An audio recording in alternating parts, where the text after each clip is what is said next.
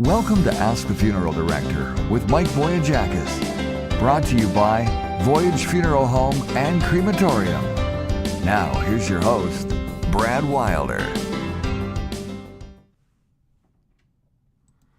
Good evening, everyone, and welcome to Ask the Funeral Director with Michael Voyajakis. I'm your host, Brad Wilder. Great to be here tonight. We've got a great show all set to go. We're going to show you a couple of things that have happened outside the funeral home. We'll show you some stuff that's going on around the country, and we'll get to some of our great, wonderful folks in the chat room tonight. Say hello to a bunch of them. And, well, it's Jets night, as you can tell. I'm the captain tonight. Mike's the goaltender. We'll get into Ask the Funeral Director coming up right after this. At the Cork and Flame, we're open for breakfast. Come in, relax, and enjoy before you start your day with amazing dishes, including skillet scrambles, omelets, poached eggs, French toast, pancakes, and more. The Cork and Flame breakfast special gets you in and out in a hurry with 2 eggs any style, hash browns, and your choice of bacon, sausage, or ham, plus toast, pancakes, or French toast, all for just $10. The Cork and Flame, not just for special occasions, but rather amazing eats. We hope to see you soon.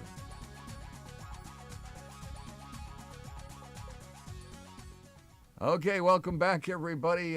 Great night here, Hockey Town, Winnipeg, Manitoba. The Jets are taking on the Dallas Stars, and you know what time it is? What time is it? Ask the funeral director time.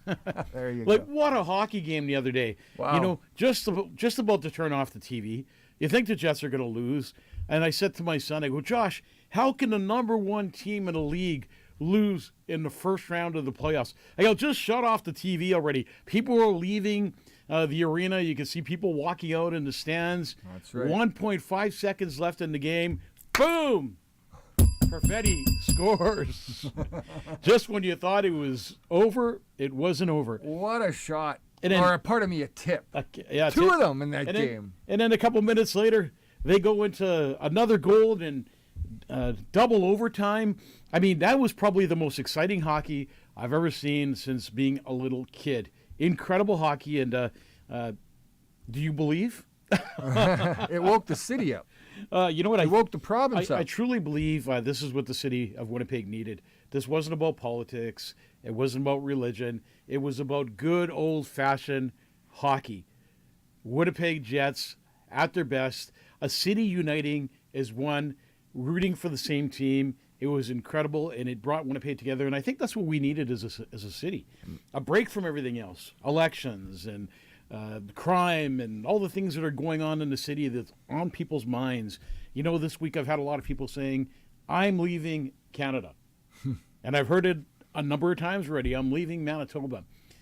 But with Winnipeg Jets hockey and your hockey team being in the playoffs, it seems to just take your mind away. You're around the TV with family and friends. You're eating, having a few drinks, and enjoying good old hockey and forgetting everything else. And that's what life's all about, is enjoying the good things in life. And that's exactly what happened at my house. The good things in life were live in the living room. I'm going to say hi to some people tonight. Hi. Hey, Kathy. I can never see her name without going tickle tickle. Is number 1 tonight. That's Gord. great. Hello, Mike and Brad. And of course, there's Patricia. Hi, everyone from Cornwall, Ontario. Hi, Mike Voyajakis. Well, she added a lot of extra letters in my name. Angela's here from Toronto tonight watching. Joycey's here from, Transcona. There we go, just around the corner. Yeah. Fernie. Good evening, Mike. Brad watching from Washington State. Fernie's always on the show. Good guy. Yeah, absolutely. And of course, Debbie's always on the show. Hi, guys, gals. Happy hump day from West K. Ding dong. And, well, you know what? You'd think there's a lot of people watching the hockey game tonight. I mean, second in the series, we got the hockey game right on in the studio here. Brad's got it on for us. Yeah, I made sure to get that TV working. And I kind of wondered tonight, I phoned Brad and I said, should we do a show? Because It's game time. it's game time. I don't know if anyone wants to watch Ask the Funeral Director and listen to me talk and Brad talk. And, well, we know no one wants to listen to Brad talk. But he's the captain of the hockey team tonight, and I'm the goaltender. I get all the ups and downs. Get all shots. at all the shots. Ah, man. More people on the show tonight. Janet, hello from Smithers. Sandra, hi, Mike, Brad, watching and listening to you guys. Hi, Of Sarah course. Neufeld. Go Jets, go. Hi, Al Bueller. Al Bueller. Where's Al been? He's been hiding. Hey, Al, I need you to give me a call. I need some work done at my house. Al There you Bueller is a go. carpenter, and he's done some things at my house. He does a great job. Good evening, Mike and Brad and everyone. Debbie.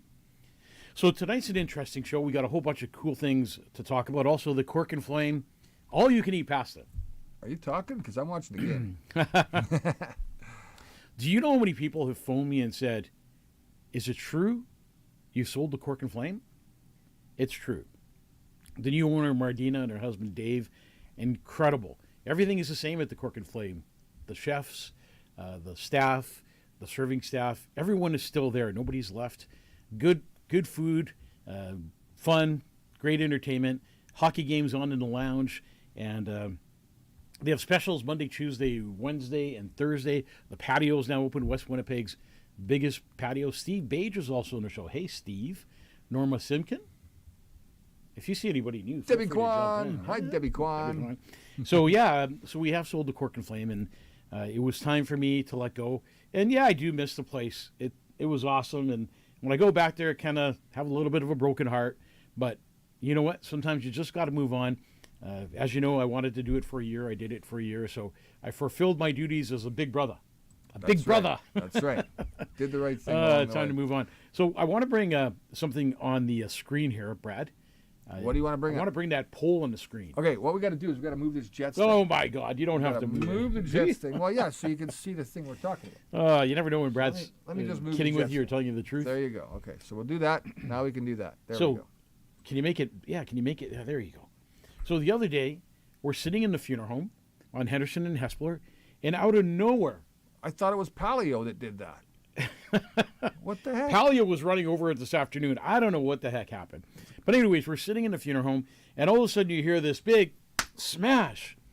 So Brittany and I were in the funeral home at the time, and we thought a car had hit the pole, and the car, obviously was damaged with people hurt in it. So I phoned 911 right away, or she ran out. There wasn't a car involved. You weren't like ambulance chasing, were you? No. Well, kind of, maybe. Funeral directors do that? But here's the thing. Phone 911 because this post is dropped completely blocking off traffic. People can't get by, right? Should I So take him into the chapel? It's in the middle of the road. It's in the middle of the road, this post. Call 911. I get put on hold for 4 minutes. Is that all? So I called the emergency line. And then it really was infuriating to call 911 and get put on hold because I've talked about it before. And people say, oh, that doesn't happen. It does, and it happened again. Finally, I get through to an operator. Really nice lady who answered the phone, asked me a bunch of questions, and said she was going to dispatch the police and get somebody out as soon as possible. So I think it was like 15 minutes of watching cars play almost smash-up derby because people don't know how to do the four-way stop thing when the no, lights are that's down. right, eh? And then this 4x4 truck run. I don't know what the guy was thinking. Tries to run over the pole. Oh, he tried to hit it. And then what does he do? He knocks out the lights completely. But here's the question. How does a pole like that with lights on it, really heavy? So what had happened is the pole came down, smack, right in front of a car. I got a chance to talk to the guy who was in the car. He was really shooken up. So what happened to him was he had his little daughter in the back seats. So can you imagine if that post would have came down, hit the car, crushed the car, maybe killed the daughter, or hey, where'd you go? maybe killed the daughter or the dad in the car. I just don't understand how a post could just fall over like that. It makes no sense to me. The wind can push a post. So they said, oh, the wind pushed it over. Well, guess what? The nuts were still on the ground. When I lived in Alberta, it would knock over semi-trucks driving down the road, fully loaded. I just don't understand that. I don't Wind is understand. wind, man. It's like, tough. how good are those put together when they can just fall apart like that? Aluminum. Terry Good today was riding his horse. Oh, is that the guy in the picture? Yeah, Terry Good Yeah. was riding his. Terry, if you have that picture, put it up on the screen. Was he going through Tim Hortons? But or- I don't know if he was going through Tim Hortons or if he rode his horse to the Winnipeg Jets game and parked it outside the arena. That would be something to talk about.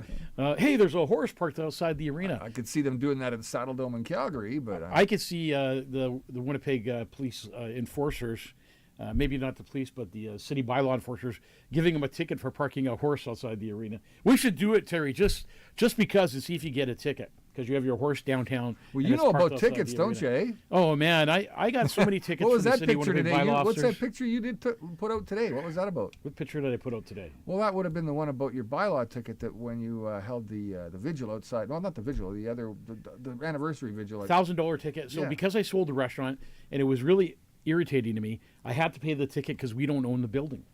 So the owner of the building said, no, you got to pay the ticket. Otherwise, I'm not signing a new lease with the new tenant. So here I am, fighting as hard as I can with my conscience to go pay this ticket because I don't want to pay it and I don't have no intention of paying the other ones. But sure enough, $1,000 ticket paid, all because we had a trailer parked outside during an event. Hey, a whole bunch of people talking here. Remedy Max. Haven't seen Remedy in a long time. Where you been, Remedy? Other than Toronto. Hello, Mike and Brad. Love the hockey jerseys, especially Mike's, because it's nice and white and clean and it doesn't say captain on it. Ron Corby. Not enough city staff to check out the city infrastructure. Been like that for years. But that's a problem. That is. If they have enough staff to go out and give bylaw tickets for the stupidest things, they surely have enough staff to go out and check the serious issues of poles falling over in the middle of traffic while people are walking, pedestrians are walking, cars are coming by. But no, not important. That pole was a lot newer than the Salter Street Bridge. Yeah, what? It Like I hasn't said, fallen over. John is saying go Leafs. He's got to be a Toronto Maple Leafs fan like my son Josh. Yeah. So I try to leave the house today, and Sharon starts giving me shit. So I'm leaving the house at 8:30 to get to the studio by 9. I'm pushing time, and I'm like, Sharon, see you later. And she goes, aren't you going to give me a kiss? And I go, well, I'm kind of running out of time. And then she gives me a lecture about how I preach what I don't do.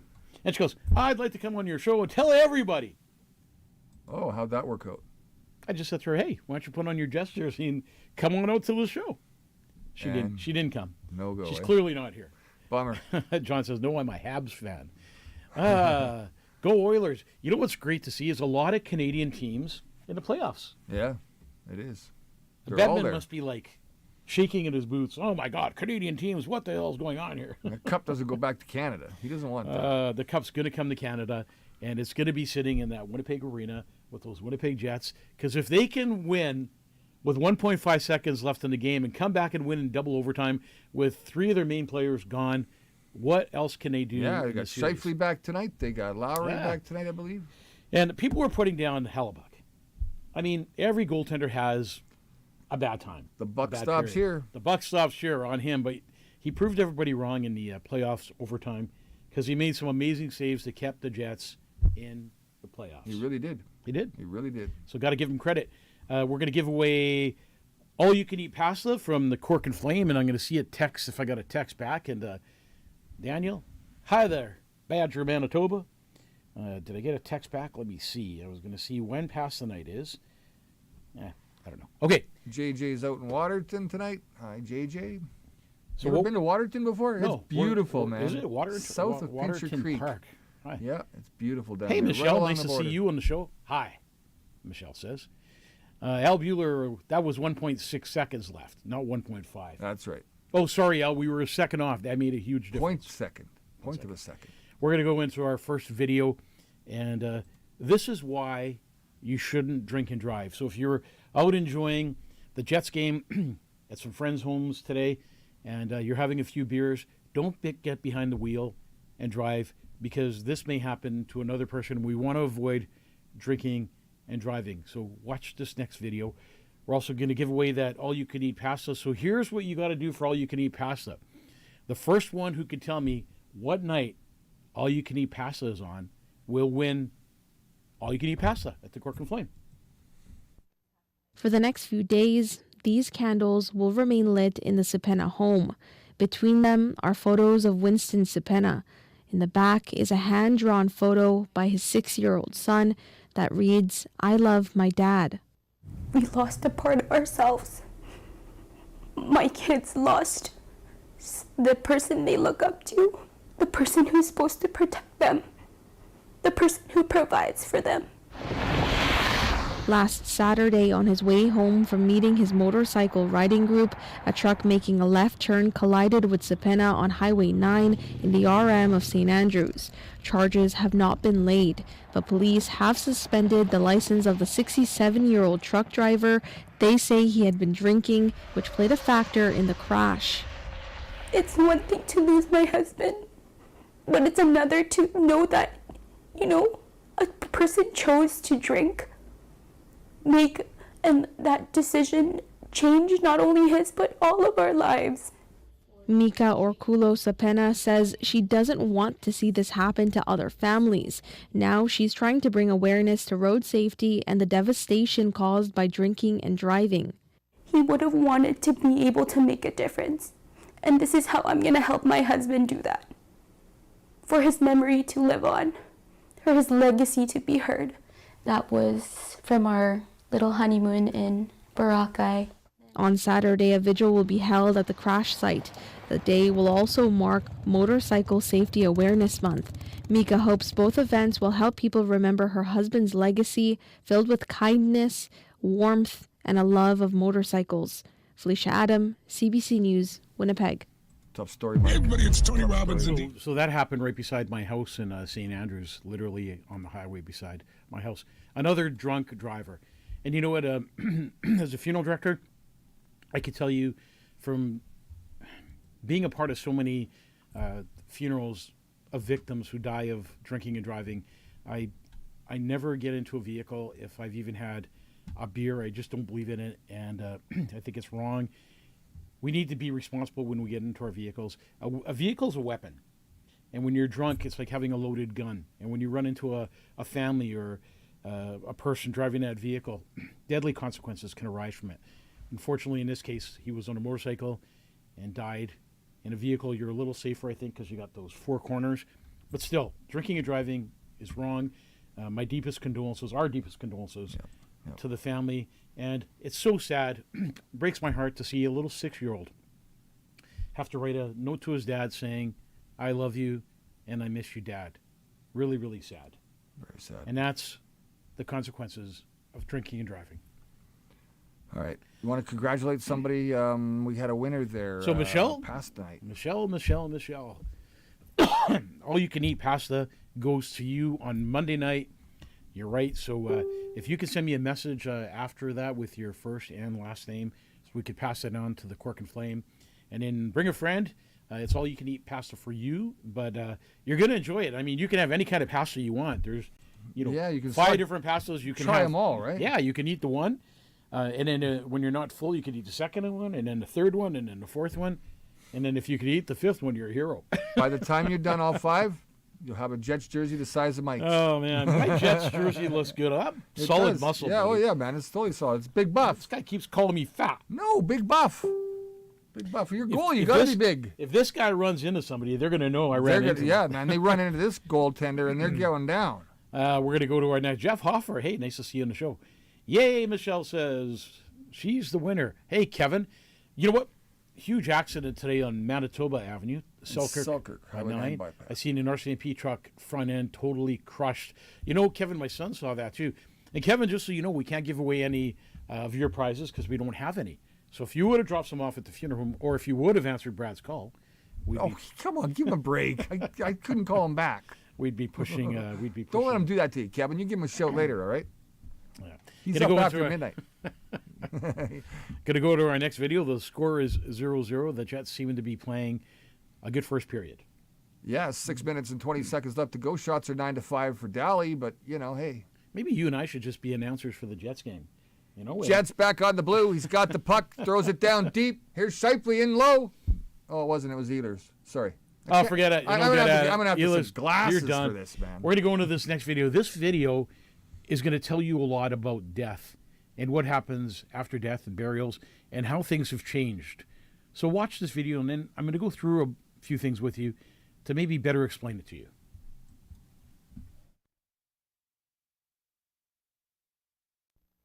Body dies, they tell you it's the end, a final breath, a coffin. A stone with your name on it, but it was never supposed to be this way. Burial was meant to be a return, a sacred passage from body to earth and soul to source, but somewhere along the way that passage was hijacked. Today's burials are not about honouring the dead, they are about containing them. And they are about trapping the living inside endless cycles of grief. When you die, the system claims your body, hospitals, morgues, laws. The same system that lied to you in life now locks you down in death. They say it's for dignity, but it's about ownership. They embalm your flesh with chemicals, drain your blood, inject preservatives, seal your body inside heavy lacquered boxes. They build stone vaults underground, giant cold cages, so that the body cannot return naturally to the soil. And they call it tradition. But what it really is spiritual sabotage. You see, when a person dies, the soul doesn't always leave immediately.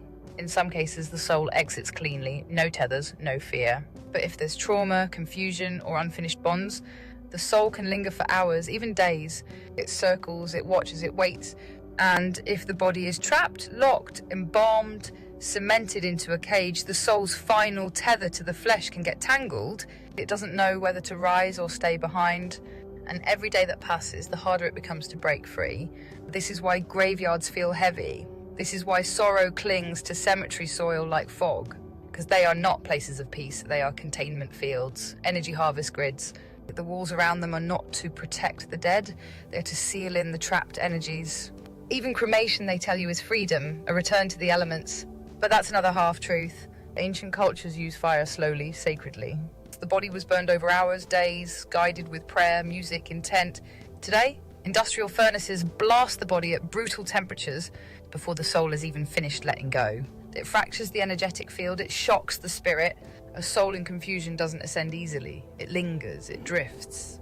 It sometimes forgets what it was before it even came here. You can feel it even if no one talks about it. You can feel it. Every cemetery, every funeral home, heavy, muted, like the air is thicker there. Because the dead were meant to rise, but instead they are held down by stone and metal and sorrow. And it isn't just grief, it's harvest. But boo, there's a way around their trap. Even inside their system, you can free the soul. You don't have to lose your loved ones to the cycle. It's not about bamboo coffins alone. It's not about linen wraps alone. It's about intent. Here's how you break the field. If you can, choose natural materials, bamboo, linen, soft wood that breathes. Nothing lacquered, nothing Loctite. Refuse chemical embalming if you can. Ask for refrigeration only. No false preservation. Before burial, speak aloud at the graveside, in the heart. It doesn't matter if others understand. It matters that the spirit hears you. Say, may this vessel return freely to the earth. May no stone, no metal, no wall, no sorrow hold them. May they rise beyond the net. May they walk into the stars. Because intent cracks the grid, pure will rips the veil. The land may be cursed, the stones may anchor sorrow. But the soul listens only to the true call. The final release happens in the living. It happens when you stop clinging to bones and memories. When you offer your love with no strings. When you say, I love you, but I release you. I will meet you beyond the walls. That's how you tear the cycle apart. That's how you honor the real dead. That's how you free them from the machine. Because death isn't supposed to be a prison. It's supposed to be a flight, a rising, a return, and it's not too late to remember. Because the dead do not ask us to weep forever. They do not ask for stone markers. They do not need graves to be remembered. They need us to live free enough to meet them again. When you tie sorrow to their resting place, you chain yourself to the ground as well. You become another stone in the field of grief. You carry the weight that was never meant to stay. True honoring is to remember with light, not chains. To speak their names into the wind, not carve them into cold, dead stone. Even the land beneath the cemeteries remembers the weight. Roots that try to grow are choked. The magnetic flow of the earth is twisted. Grief pools in the soil like old blood. The birds sing quieter there. The air feels heavier. Because sorrow is anchored into the bones of the land itself. This is why ancient people chose sacred forests, hillsides, riversides. They knew that life must continue where death had passed through, not be frozen in stone prisons. We were never meant to walk among endless graves. We were meant to plant trees over our dead, to scatter seeds into their ashes, to let the cycle breathe again. Stone steals breath, stone locks memory, stone traps. The song. Well, Michael, I've got to say, she's kind of creepy, dude. That's my opinion. I didn't want to really play all that, but she has a point as far as, when you used to die in the olden days, people would come to your house.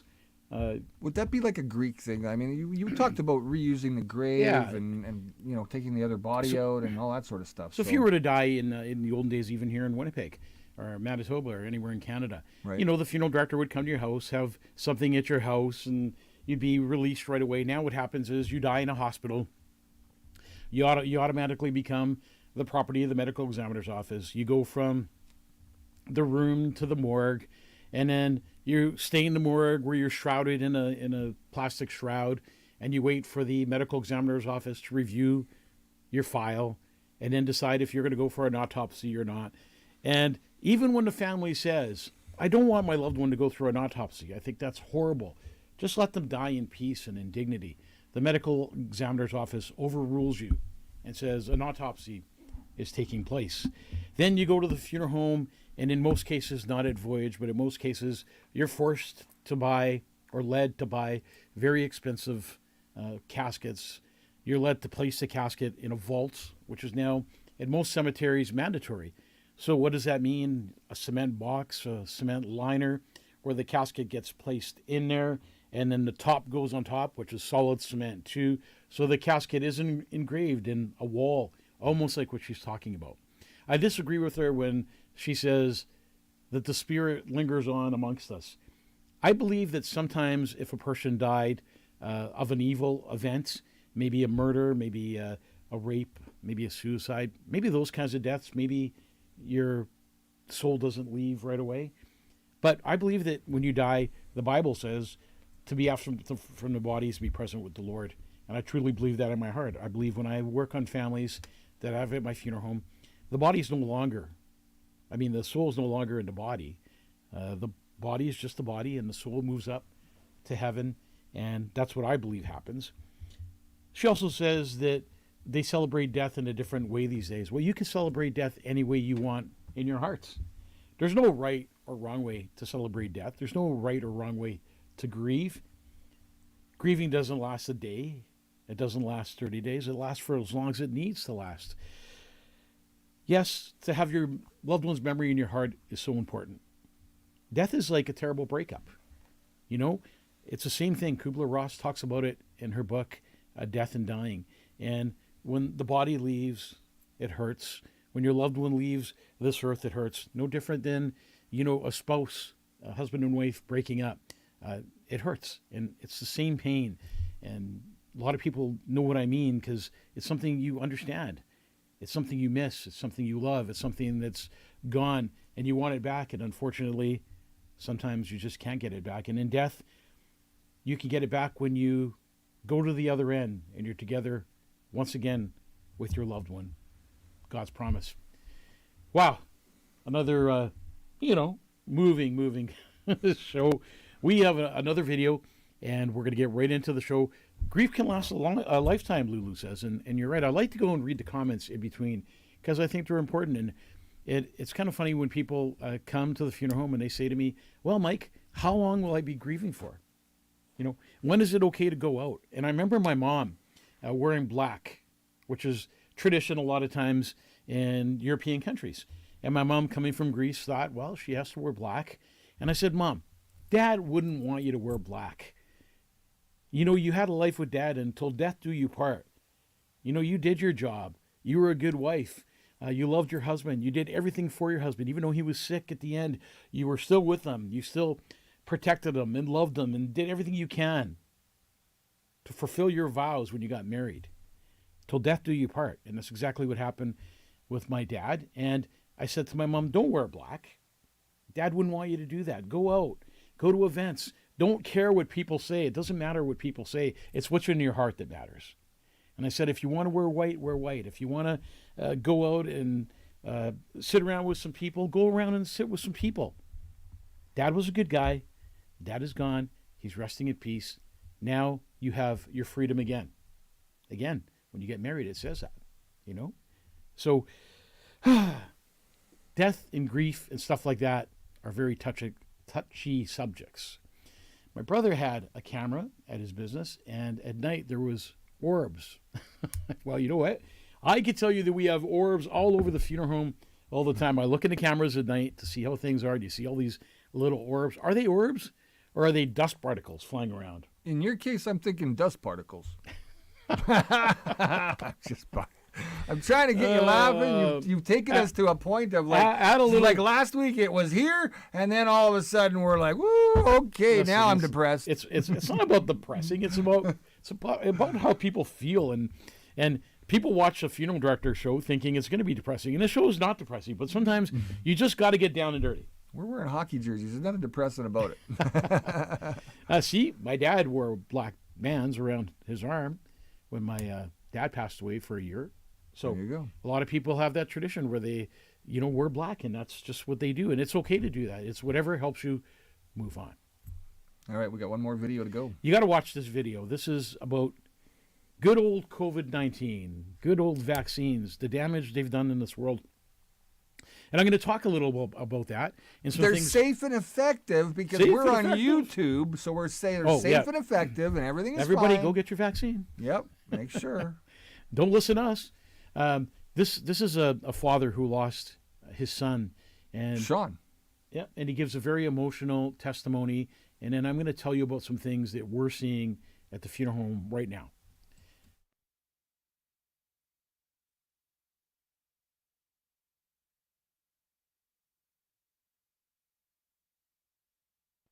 All right, keep talking for a second because the audio on this one's got a little X on it for some reason. So we've taken care of the X. We'll quickly roll this video back, and we are set to go. Here we go. My only son, Sean, played hockey his whole life, and they forced him to take a shot to keep playing. And he took one Pfizer shot and went to the hospital 4 days later, rushed to emergency with brown circles around his eyes, and vomiting, and a sore shoulder, and a very bad rash. The doctor in emergency didn't do anything, didn't do any blood work, just sent him home with a pain reliever for his arm. 33 days after my son's first shot, he was found dead on the floor beside his bed. I had to wait 3 long months to get autopsy results, and they came back with cause of death unascertained. Sorry, Mr. Hartman, we don't know how he died. Your guess is as good as ours. And I thought, okay, well, that's bullshit. My son was healthy, so there's no way that you cannot know how he died. So I was getting down to only having 3 months left to do anything about this, and a lawyer called me from British Columbia named Omar Sheikh. He took on our case, and we have the very first lawsuit against Pfizer in North America. And we're praying for victory for my son. I also have another lawsuit against the government of Canada, which they filed. At first they gave me an offer. They said, Dan, if you're willing to drop your lawsuit, we won't charge you court costs. And I just thought, well, that's not an offer, that's an insult. So we told them, yeah, not taking that offer. So then they filed a motion to have my lawsuit struck. Well, they succeeded. The judge struck my lawsuit against the government. The one with Pfizer is still going, thank God, but we have appealed the one against the government, so now it'll go before 3 judges. Hopefully they're not liberal, because the first judge who struck it was a liberal. Now we're appealing and hoping we get our day in court. My boy is gone. He was my whole life, and he meant everything to me. And I'm fighting for him, just like we're all fighting to stop this crap that's going on in this country. Together we can do this. Only together can we win. I want to win for Sean so bad, so he knows his dad fought for him. And I hope we'll all continue to fight together to get justice, not only for Sean, but for everybody. Everybody who has been hurt or injured or died. I'm friends with parents of 6 other kids who all died, and they're all Sean's age. And every one of them took Pfizer. We have to hope and pray that justice is still a real thing in this country. Thanks, everybody. Yep, that's the story. And it breaks your heart to see a father hurting so bad for losing his son, the most precious thing in his life. And he's standing up for Sean, and he's trying to make a difference, and no different than what I did or I'm doing for Kyriakis. So I'm glad his dad has taken up a task to make a difference in his son's name and memory. And I hope when court comes, he has his day and is able to share his story. I want to talk about that for a minute before we get into Ask the Funeral Director. So baby deaths, stillburns, miscarriages. I want to tell you, and I don't say things unless they're true, they are at an all-time high. At the funeral home this week alone, within the last couple of weeks, we've had numerous stillbirths, miscarriages. It's happening over and over again, something we never saw before vaccination. But right after our vaccination, going on a couple years after, we are seeing an enormous amount of baby deaths. And every funeral director can tell you this. And by now, you might even know somebody who's gone through a miscarriage or a stillbirth. And it's really sad that our younger generation is going through this. Now, I'm not a doctor. I'm not a magician. We can only say that this has happened since the vaccination of human bodies. And, the side effects are crazy. And what are we seeing in the death industry right now? We're seeing an average age of death of, 45 and under. A lot of heart attacks, a lot of strokes, a lot of cancer. So we're seeing, blood clots. We're seeing brain bleeds. We're seeing things that you just didn't see. And most of all, we're pulling things out of bodies that we've never pulled out before. So we're not pulling out blood clots, because blood clots is a normal part of death. That's what happens during a death. The blood clots. We're pulling out white fibrous clots that are very disturbing. That you've seen on the internet before somewhere. They're Right? they're in more and more bodies. And I never said that I saw one until I actually did. And after that, we kept seeing more and more. And now, as time goes on, we're even seeing more. So the size of these clots that we're pulling out of bodies are not normal.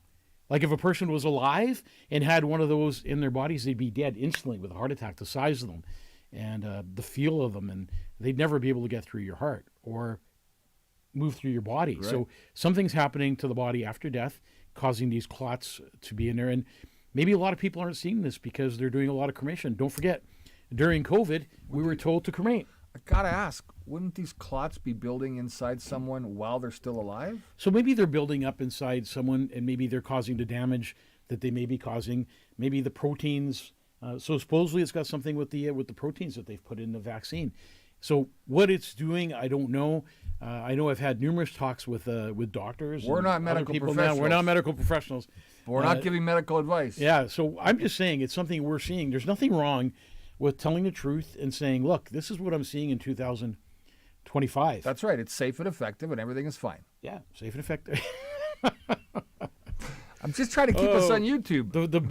Before we go into Ask the Funeral Director, Trump and Carney. Oh yeah. Wow.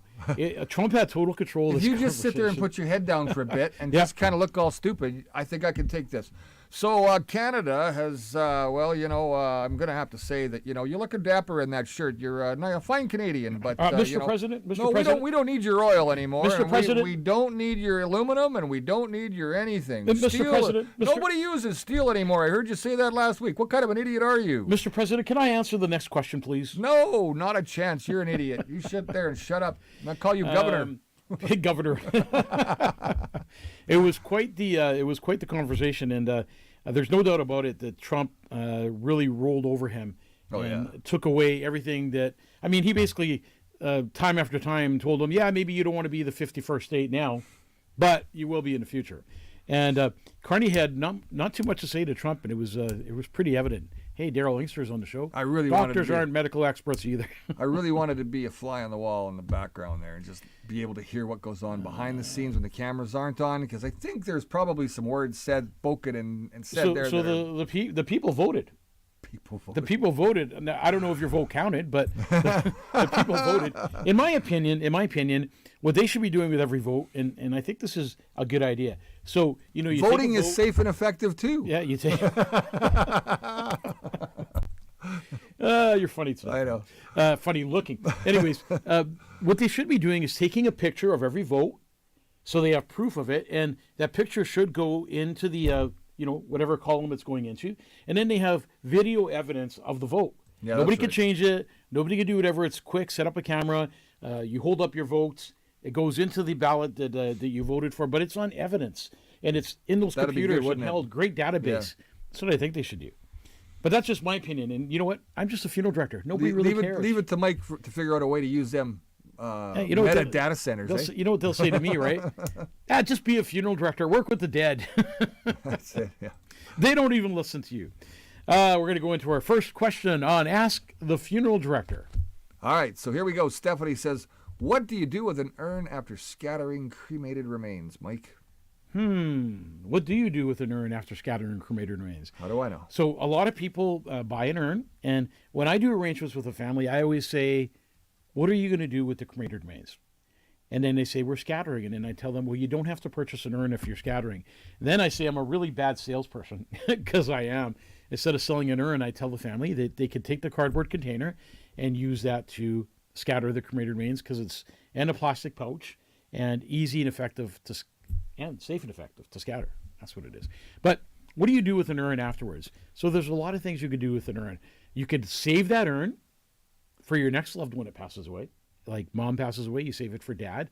It's kind of a sentimental thing because mom was in there, now dad will be in there. And a lot of people come back to the funeral home and they give us the urn and they say, can you give this urn to a family that doesn't have the funds Well, that's to a pay good for idea, an urn? isn't it? So we recirculate the urn, or we use it as a rental urn, or we just give it to a family that doesn't have money to buy an urn. So a lot of families that come in that are on social assistance or are struggling for funds can't afford to buy an urn, right? So we just say, here you go. This is compliments of whatever family. And urns aren't cheap. No, they're not cheap. And why not recycle it? Absolutely. All right, next question. In life, I'm afraid of being burned in a fire. In death, I'm afraid of being eaten by bugs or buried alive.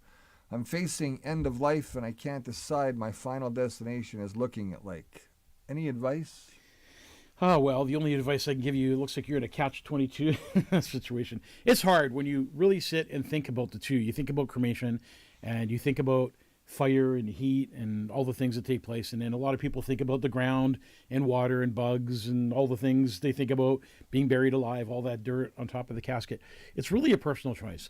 But to help that choice become more personal, you just got to remember that to be absent from the body is to be present with the Lord. You're not in your body anymore. Your body is just an earthly tent that you use here. And the Bible says that you pack it up and move on. So it doesn't mean anything. That body is just a capsule that you used here on earth and a way for people just to have memories of you maybe in the cemetery. So whether you're cremated or buried, it's a personal choice. And I wouldn't think about all the things that happen. Think about what you want, what's good for your family, what's going to give them closure, and what's going to give you peace when you leave this earth. It's all about peace. You know, finding that peace in your heart that makes you feel good. And I think if you have Jesus in your heart, that's going to give you the greatest peace at all, because he'll take care of the rest and you won't have to worry about what happens to your body afterwards. Because when you go to heaven, you'll be given a brand new body that has no pain and no suffering. So that's how you should make your decision. All right. Yeah. So how long has Voyage Funeral Home been in business? And part B, what services are handled in-house? Mia wants to know. Good question. Nobody's asked that before. So Voyage Funeral Home has been in business since 1998. We opened up our first funeral home on Henderson and Hespeler in 1998. So we've been in business for 26 years. I've been with the funeral home, obviously, for 26 years. And we offer all kinds of services. It's a good question because a lot of people say, do you only do cremation? No, we do full traditional burials. We provide caskets. We provide rental caskets if you want to have a service at your church and not buy a casket. We have 3 retorts, which are cremators, to do cremations in. We have a state-of-the-art crematorium. We have reception facilities. We have chapels. We have hearses and lead cars and limousines, and we have removal vans that take your loved ones into our care. So we're a full-service funeral home. There's nothing that Voyage Funeral Home does not do. When we serve your family, the one thing that we do is we treat your loved one as we would our own, and that's very important to us. And continuity of care is the most important. That's something we do, something we'll continue to do. And I don't know if you know this about Voyage, but Voyage Funeral Home, since 1998, has never charged for a child that passes away. We do that absolutely free. We take that burden completely off your family, put it on our shoulders, and carry that burden for you. So absolutely no cost to I families. think you said earlier yesterday that this is that week, isn't it? That week where we have a lot of young children. So, yeah, this week we have a lot of young children at the funeral home. And it's sad, and it's hard for the staff at the funeral home, who we consider family, to have to deal with all these stillbirths and miscarriages and young deaths of young children. It's probably the hardest thing you do as a human being, as a mom or dad, as a father, as a mother, and especially as a funeral director, where, you know, there's first responders and a funeral director is the last responder. Yeah. We're the last one. I always say I'm the last one to ever let you down. And I say it in a jokingly way, but it's true. It's the funeral director that takes you right to the end. It's the funeral director that's at the cemetery with you, burying that casket. It's the funeral director who's at the church with you, guiding you and protecting you and making sure everything right happens. It's the funeral director that does the arrangements with you and guides you and does it respectfully and follows through with your wishes and tries to make everything perfect for you. Funeral directors are an important part of life. And think about it. What would you do? Daryl Linkster says, that's big of you, Mike. Thank you for that. Thank you, Daryl. What would you do without funeral directors? Think about that. You lose a loved one. It's hard enough burying a dog or a yeah, pet. yeah. let And alone you lose a loved one, and there's so much going through your mind and your head, and you don't know what to do. And you call the funeral home, and if you call the right funeral home, they will guide you and protect you. If you call the wrong funeral home, you're going to get taken advantage of. You're going to feel like you've been through a lot of acting there. Yeah, you're going to be a lot of pretend, right? Don't forget, some not funeral directors. Some funeral homes hire high-pressure salespeople. Yep. They're trained professionals. They go to school to teach them how to get into your pocket, how to tingle your heartstrings, how to make you feel bad, and how to make you spend money. That'll never happen at Voyage. Okay, we've got another question to go here, so let's get into that. Have you ever been involved in a case where the body had to be dug up from the grave? And if so, how long was the body in the ground, and what was the condition once the body was pulled from the grave?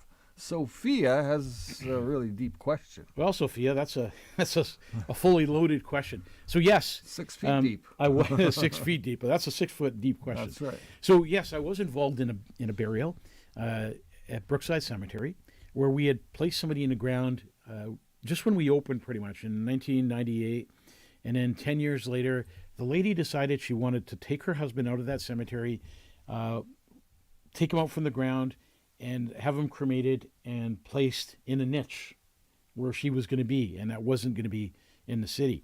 So here's what happens. It's a really interesting story. First, it's about 5 times the cost of what you pay for the interment. So it's a whole application you got to do.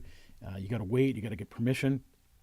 So when you do get permission, the funeral director has to be at the graveside from the minute the shovel hits the ground to the second that casket comes up from the ground. So the cemetery workers do all the work. We sit back and watch this happen and wait for the casket to come out. And then when the casket comes out from the ground, so think about this. It's been in the ground for 10 years. And oh, wow, man. It's just like... It's now our responsibility to take this casket so dry and from brittle, the cemetery right? and take it back to the funeral home and do what we're going to do and follow through What with the does the family's casket wishes. look like? Explain that. So 10 years later, when we went into the ground, there was literally nothing left but the bottom of the casket. Oh, really? So the casket, there wasn't the walls and the roof were all gone. The walls were all collapsed. The roof was all gone. And all we saw was the body there with bones and a little bit of hair and clothes. So some of the clothes were still on the bones of the body. So then we had to, the crane, whatever they had, the tractor, lifted up the body and the bottom of the casket to the top. And people will ask you, was there an odor? Atrocious. Was it? We had masks on, and then so think about this. We had to take this what was left of this body, and place it into a van where we don't have a divider, and we had to drive to the crematorium. An hour to get there. And we had to take the skeletal system. Oh, dude! Off that wood that was on, and we had to place it into another casket that the lady wanted, a cremation casket. So 10 years later, that body looked like there was nothing there. So basically what it looked like is... Well, you're not boring to listen to anymore. So basically with that body, I mean, a lot of knowledge from a funeral director, Yeah. So basically what happened is, when you open up the machine after cremation, what you see is the bones kind of broken up in a skeletal system just the way you put them in. Right. So that's almost what you saw on the ground 10 years later. So that day, it kind of made me think, cremation does the same thing in an hour than 10 years in the ground does. But people have special wishes. They think Jesus was entombed. They was don't. buried. They're not turned into ashes. No. But the whole point is of burial. A lot of people believe that Jesus came on this earth to show us the way. He was entombed. He wasn't cremated. So a lot of people think that that's what they need to do, what Jesus did. So that's why a lot of people choose burial for that traditional same reason. Okay.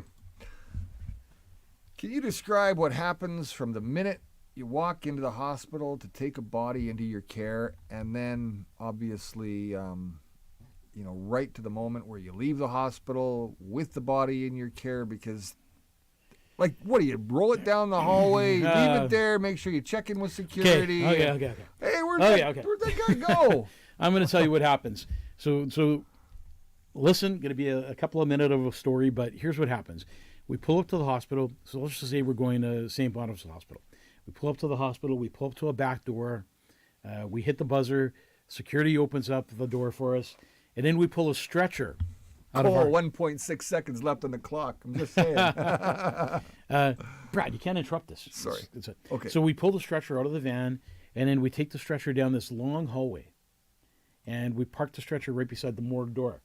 Now, you could walk by this door a million times. You would never know it's the morgue door. But we park the stretcher out there. Then we walk through the hospital, sometimes through emergency, and we go to a place called admitting. Okay. And admitting has all the paperwork for us. So once we go to admitting, we get the paperwork. So we get the registration of death. We sign off on it.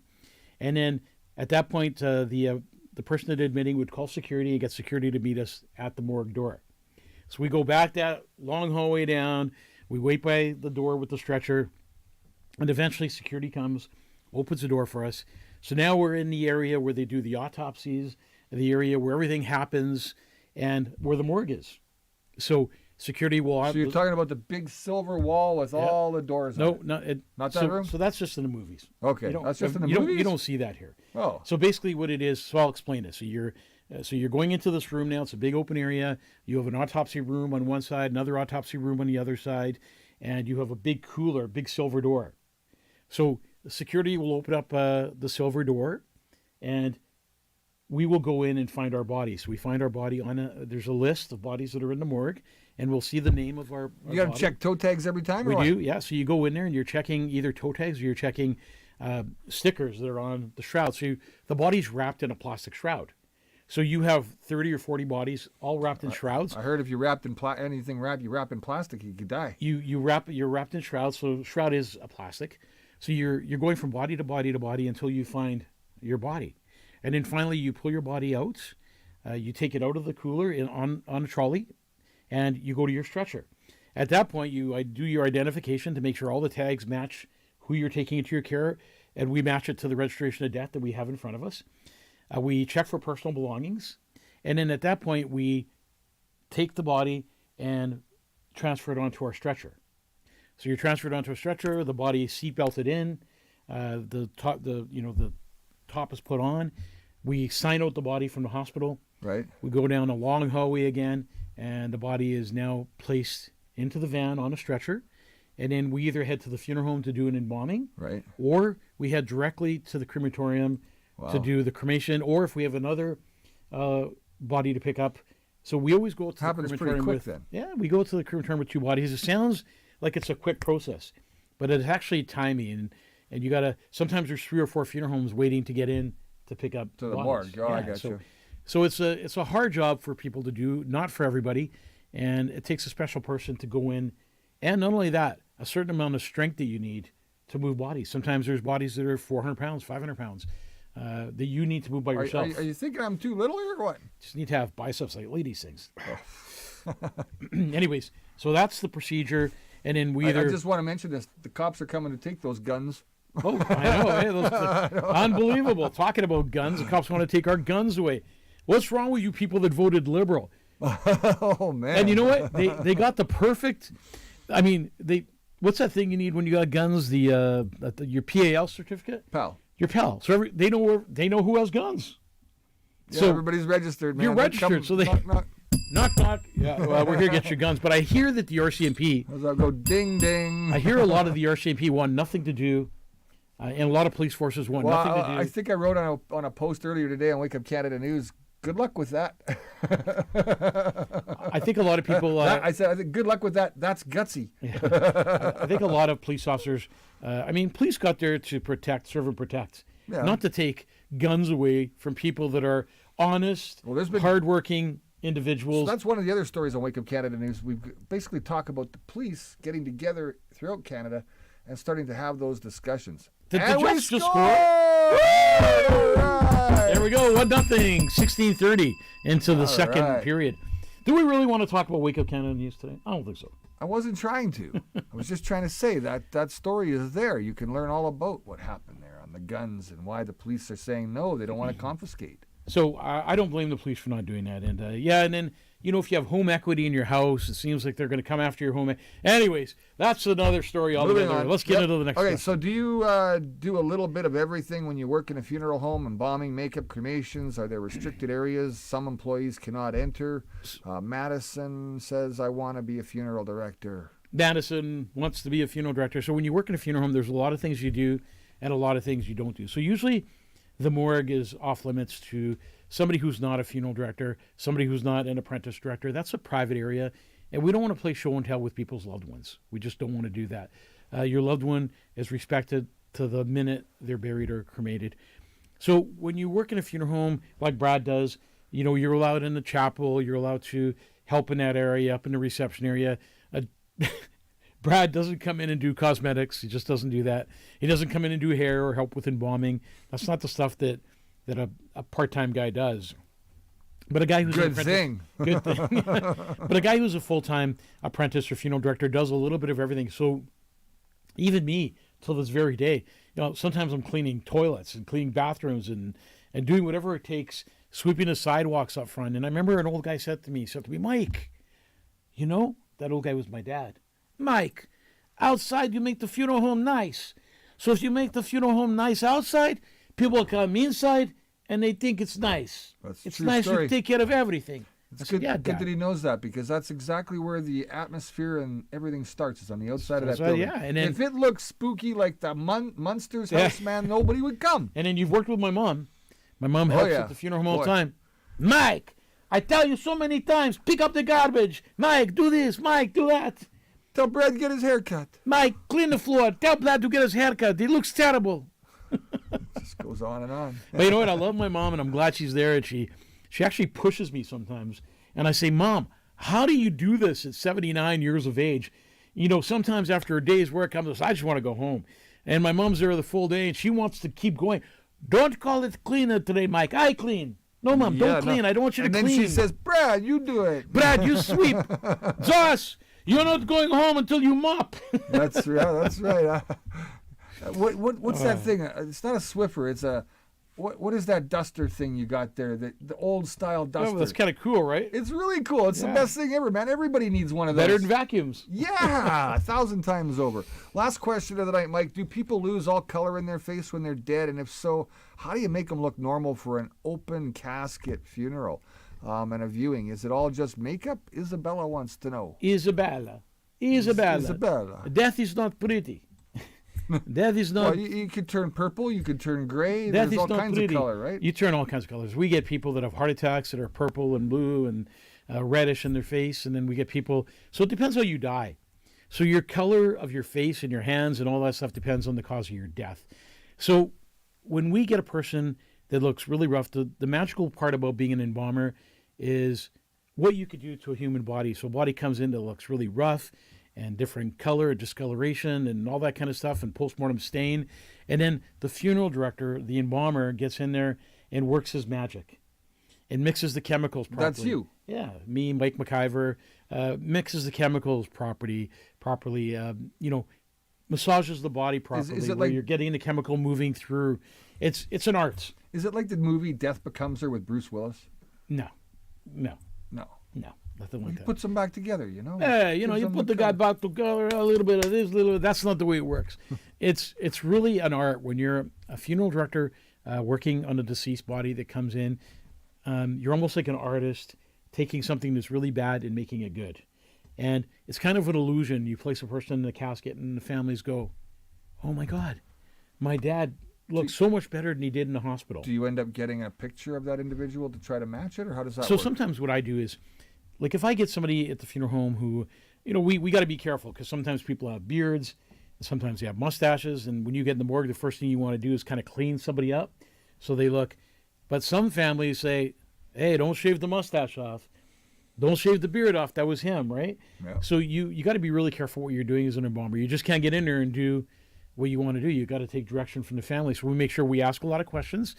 And then our job afterwards is to make the person look as best as we possibly can to give that family the closure they need to see their loved one in that casket looking as peaceful as possible. I know it's bad to say like they're sleeping, but you hear that from so many families. Oh, Dad looks so peaceful, like he's sleeping. And I always put a little smirk. I can show you if you want. I'll give you a smirk. I always put a little smirk on the person's face, and just to give them that nice, friendly kind Why of don't you goodbye. why don't you show everybody your smirk? Yeah, like maybe like that. I don't know. There's so many things about death and dying. Well, that's another edition of Ask the Funeral Director. Thanks for coming and joining us. We really appreciate you. If it wasn't for you Especially guys, on a hockey night, eh? yeah, especially at a hockey night. There's so many people here. Do me a favor. Please share this show. We are being shadow banned. A lot of people say, we can't get on your show. We can't share your show. We can't find the show. So please share the show and get others on the show and like it and follow us. And we a big, happy family, as my dad would say. That's right. God bless you and your families. Thank you for watching Ask the Funeral Director. Brad, all the best to you. You too, buddy. And go Jets, go. Good night, everybody. Good night.